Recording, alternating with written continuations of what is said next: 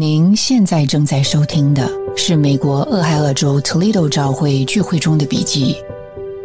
今天要和您分享的题目叫得着生命的素质。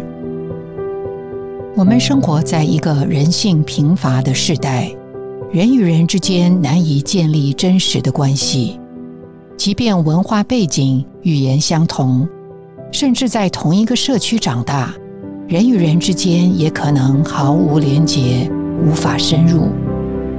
因为与人建立真实的关系，确实需要人里面有素质、分量和实质性的内容。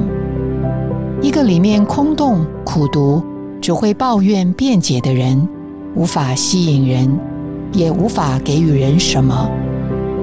你想要有好的关系、好的婚姻、好的家庭吗？首先，我们自己需要有可以给予人的生命素质。主日的一首诗歌也帮助我们更深地看见神为我们里面生命所命定的路。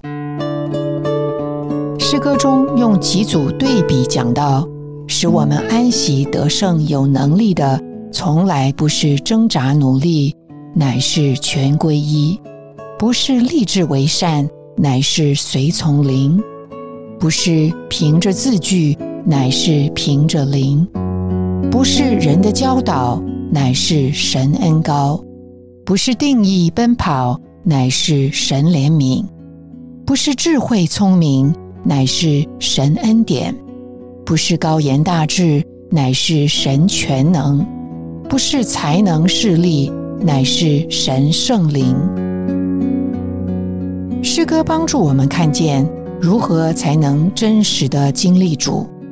答案不在于我们应该做什么或不应该做什么，而在于一条神所命定的神圣的道路，就是从神的性情、神的所示得着生命的素质。主的恢复不仅是恢复某些真理或是实行，更是恢复我们对这位是实质之神的亲身经历。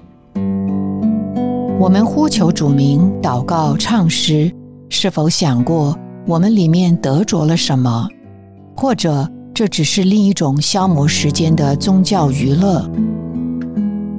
我们与人相交，是得着了生命的供应，还是仅仅2个小时的空谈？若是信仰变成了一种例行公事，我们虽按时赴会，却不知为何而来，这与虚空的世界有何分别？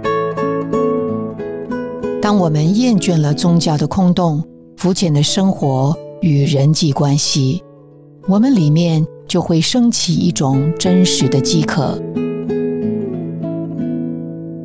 这个饥渴就是恢复的开始，它的实质就是神自己。圣经启示，神造人的目的是要将他的自己做生命分赐到人的里面，使人有他的形象和样式，能彰显他。我们的人性若没有神性为其内容，就无法真实的存在。我们之所以宝贵，不是因为我们的成就或是背景，而是因为我们是照着神的性情和生命所造，有他命定的目的。当我们得着这神圣的实质，我们就有了真实的力量和吸引力。这力量使我们能面对自己的软弱、失败，甚至罪，能够坦然向主承认：主，我需要你。这是来自实质的真实勇气。这个吸引力并非外貌或才智，而是来自被神充满的内在素质，使我们能建立并维系那些有建造、积极在光中的关系。这实质如同稳固的河道，能承载并传递生命的活水。教会生活不该是一个冰冷的聚会场所，而该是我们寻得这实质被其构成，并借此与神与人建立真实关系的地方。在这人性堕落、弯曲悖谬的时代，我们需要回归神为人所命定的路，得着神圣生命的素质，活出一种有分量、有吸引力的人性。感谢您的收听，希望您能从今天的信息中得到亮光和启示。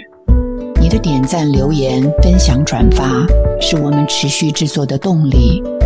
我们的网址是 thechurchintoledo.org。期待我们下次空中再会。